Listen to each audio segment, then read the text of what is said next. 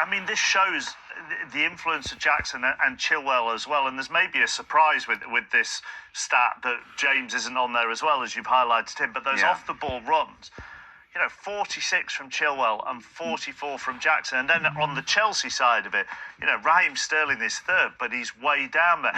But it does highlight what Ben Chilwell said is the energetic, full-throttle football that Pochettino wants. Well, again, you look at the two previous managers, obviously, with Conte and Mourinho, they were very negative, very defensive. They would sit in a low block or a low shape, whatever you want to call it.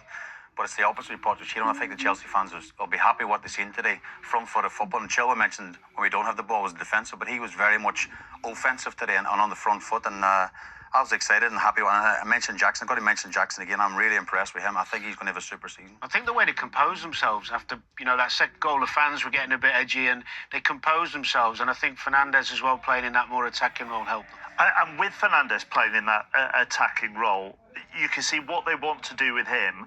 And we would expect, Fabrizio Romano and David Ornstein have both tweeted this evening that the Caicedo deal is done for £115 million from Brighton. So if they're both tweeting that, it's likely to go through, isn't it? £115 million, an 8-year deal with an option for a further year.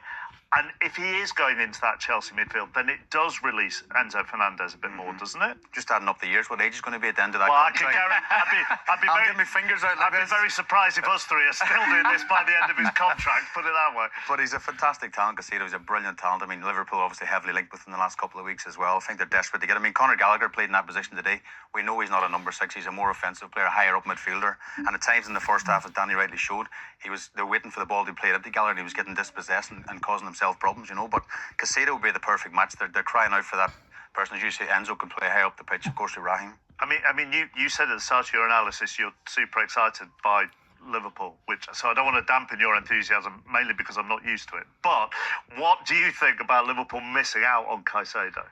Well, it's a blow because he's a super talent. But they do need someone through the door, definitely as a holding midfielder. And if they lose Lavia to Chelsea as well? Well, look, there's lots of good players. We see time and time again, Club Tonali's been signed at Newcastle for half the price. There's a lot of good players in Europe and all over the world. There are other players who can come in. They need a more destructive, athletic, central defensive midfielder. So do you then have McAllister and Szoboszlai either side? Yeah, because McAllister scores your goals and makes goals, and we've seen him for the last 2 years now, and what he did in the World Cup, being further up the pitch.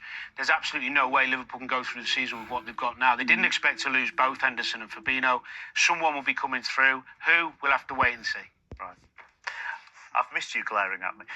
Elsewhere in West London, Brentford took on the Tottenham side without Harry Kane, but with a new manager, Ange Postecoglou, whose journey to the Premier League from Australia via Yokohama and Glasgow is remarkable. Tottenham have confirmed the appointment of Ange Postecoglou. All right. Born in Athens, he left at the age of 5 to emigrate to Australia. He loves the game to his marrow. Puskas continuously reminded him and the other players